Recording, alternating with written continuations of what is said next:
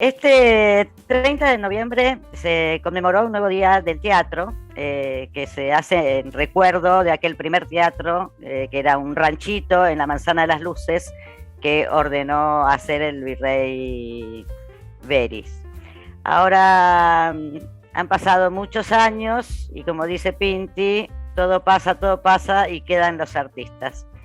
Claro que el teatro no es simplemente algo que hacen los actores o los directores, están también los sonidistas, los iluminadores, están los constructores del teatro y están los productores.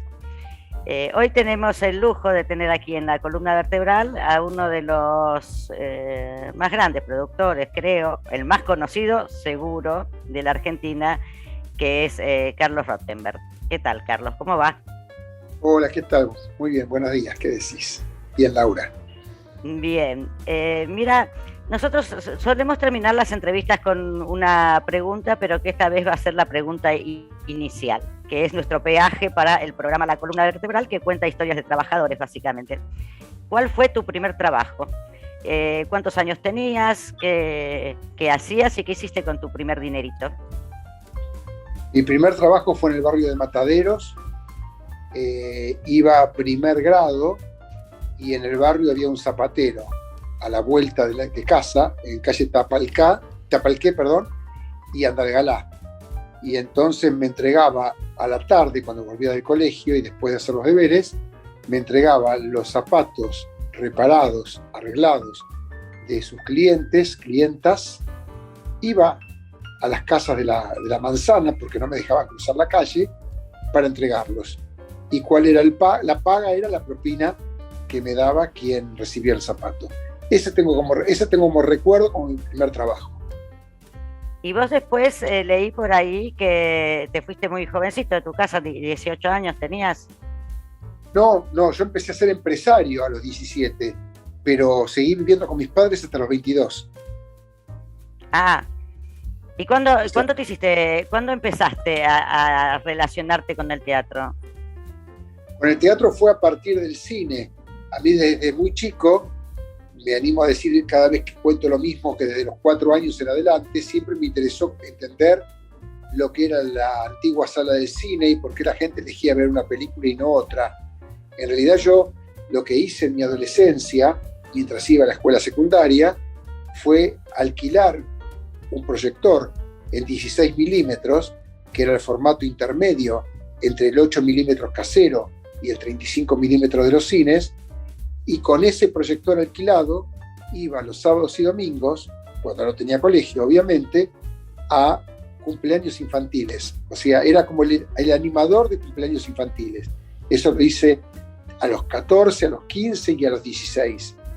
Por ir a alquilar películas para los cumpleaños infantiles a la zona de los cines, de las distribuidoras de los cines en realidad, que eran en el barrio del Once, en la calle de Rivadavia, aquí en Buenos Aires, entre Junín, Ayacucho, Riobamba, por ir tan asiduamente cada semana a alquilar películas para chicos para los cumpleaños infantiles, terminé conociendo a un exhibidor de cine, de un cine en serio, de un cine que se llamaba Majestic, que quedaba en Avenida Pueyrredón 230, también en el barrio del Once, y fue quien me dio el dato que había una sala cerrada con habilitación de cine desde hacía 4 años, donde literalmente corrían las lauchas, y era lo que fue después el Teatro Ateneo, Paraguay 918, Paraguay Suipacha, hoy ND.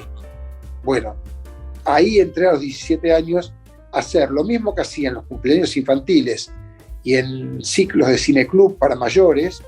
Empecé a hacer lo mismo con el cine, apoyando el proyector portátil en lo que era la baranda del viejo Pullman, porque ni cabina de proyección cinematográfica había.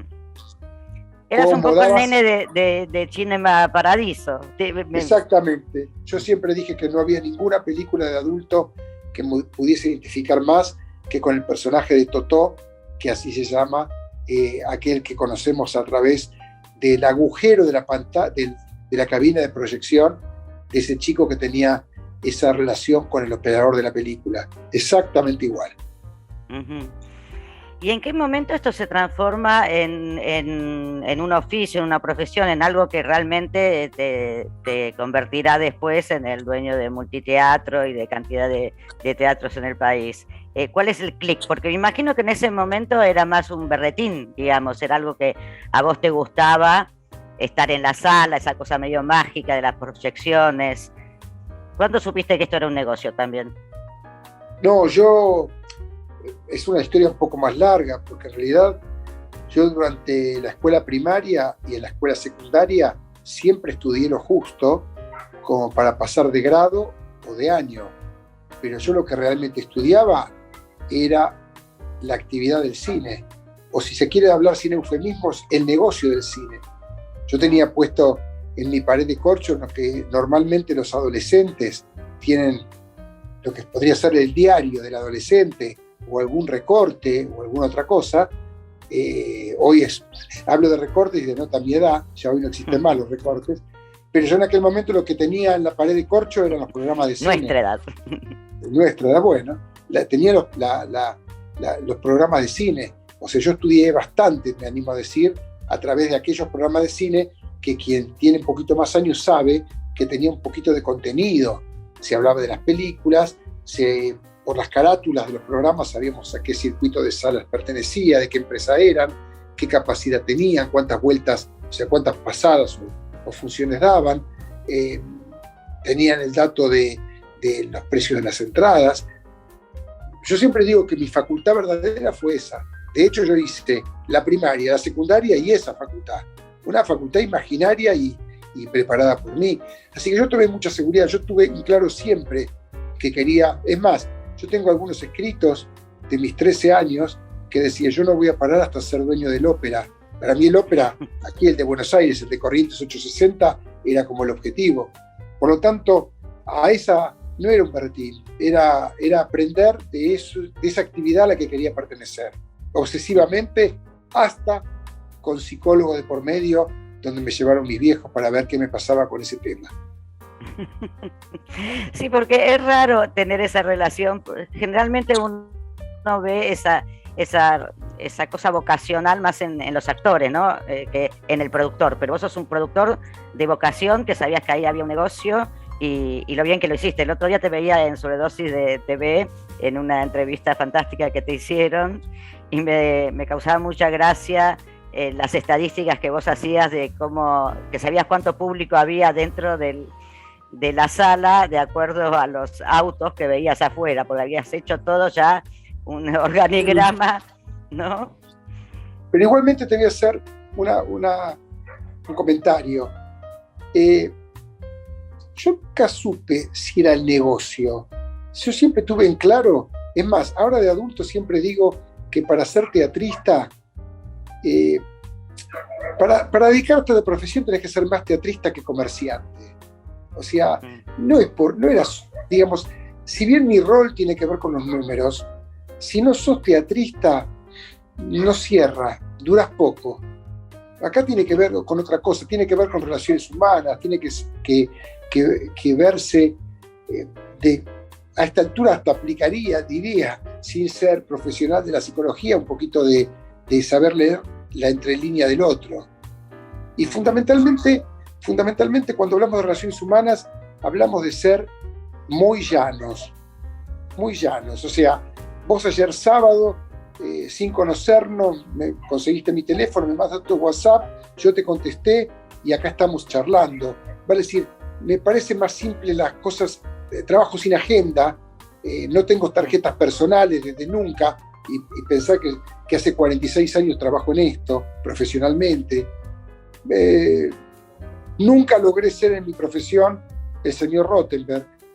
Fui Carlitos a los 17 y sigo siendo Carlitos a los 64, cosa que me enorgullece. No conozco a nadie que me llame por el apellido. Y todo eso, para mí, es un capital que tiene que ver con algo que no se mide en lo económico. Se mide. Y además el espacio ese de comunicación, la gente que se mueve en torno a esos espacios.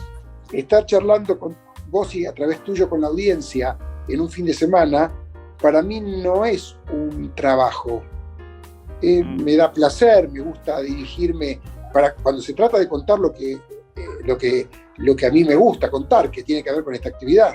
Si me llamás para hablar de temas que se me escapan, te voy a decir, no soy interlocutor válido porque no sé. Ahora tengo mucha seguridad en esto que hice desde muy chiquito. Entonces, con todos los errores y con todos los fracasos de por medio, son dos cosas diferentes. Una cosa es fracasar y otra cosa es tener seguridad sobre lo que uno hace. Uh-huh. Y de hecho, esto que vos decías que no era simplemente un negocio, se vio claramente en tu postura muy, muy franca, muy sincera, que fue durante la pandemia, de la comprensión de que, bueno, era una tristeza, pero que no se podían abrir los teatros.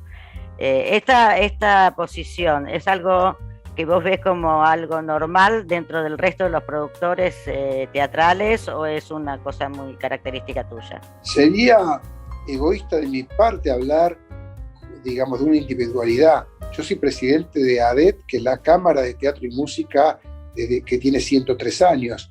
Cuando yo me animo a título personal a colocar una pancarta en la Avenida Corrientes el año pasado, apenas comienza en marzo la pandemia, y pongo: bajemos el telón para cuidarnos, habrá tiempo para volver al teatro.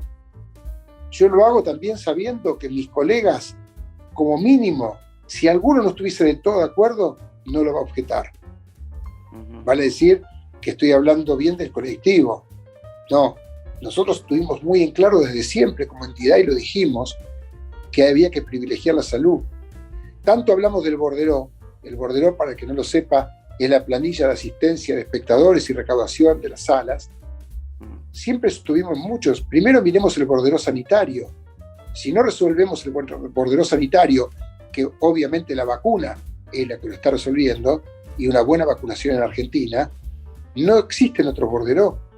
O sea, está directamente ligado. Y si no, miremos lo que está pasando en estas horas en otros lugares del continente, del universo en realidad, y vamos a ver que cuando de nuevo el borderó sanitario empeora, automáticamente empiezan a restringirse y caerse los otros borderó, que son las actividades comerciales, empresarias, etc. O sea que yo diría que es un tema de sentido común.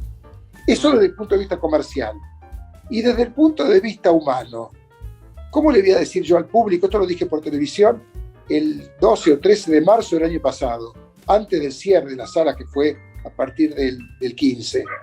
¿Cómo le voy a decir al público que vaya al teatro hoy, decían el 13 de marzo, si a mi familia le acabo de decir que no vaya? O sea, ahora, cuando el 13 de noviembre, después de haber trabajado en los protocolos como hemos trabajado, abrimos, nunca dejé de ir al teatro porque sé lo que hicimos para abrir. Y reconozco que el público incluso volvió más rápido de lo que yo creía.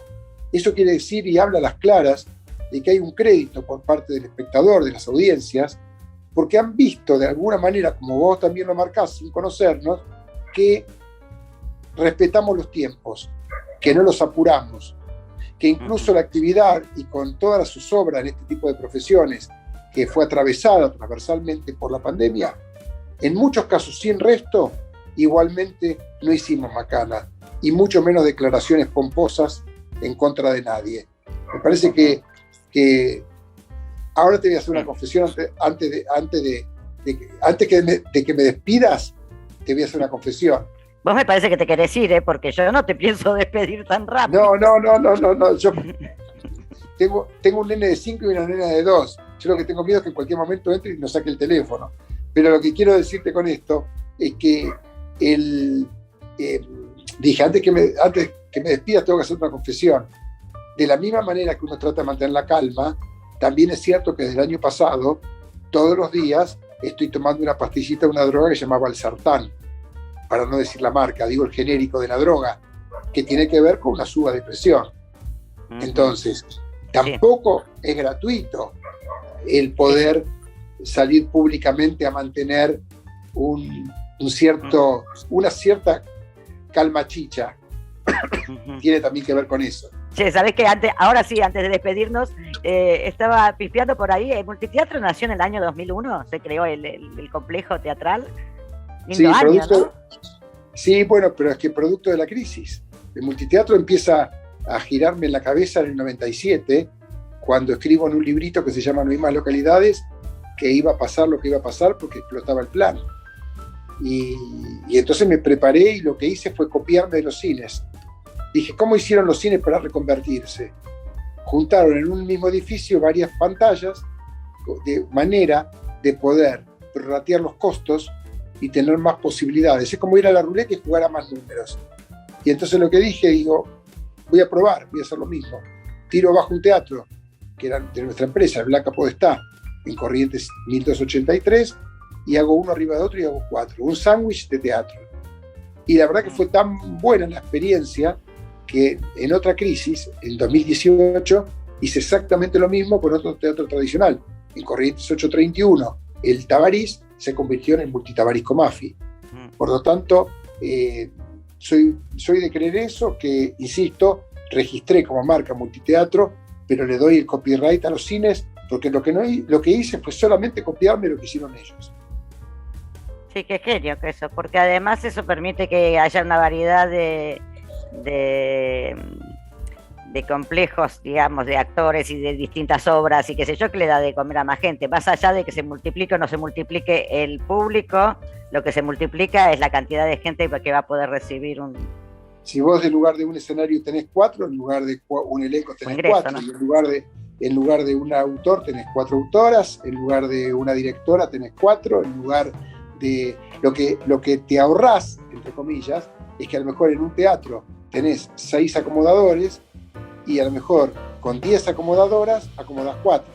Ahí empieza, o sea, no tenés que contratar multiplicando por la cantidad, porque claro, nos olvidemos que pasan a ser salas más pequeñas, pero siempre significa más fuentes de trabajo. Si este programa, si esto que vos hacés habla de fuentes laborales, soy de los que creen, entre otras cosas, que las fuentes laborales hay que engordarlas, porque engordamos nosotros también las empresas. Y soy de los que creen, como le gustaba decir a mi viejo, que está vivito y coleando y lo sigue diciendo a sus 88 años, basta de empresarios ricos con empresas pobres. Siguiendo ese axioma, hasta una pandemia te podés bancar si el dinero de la empresa la dejaste en la empresa.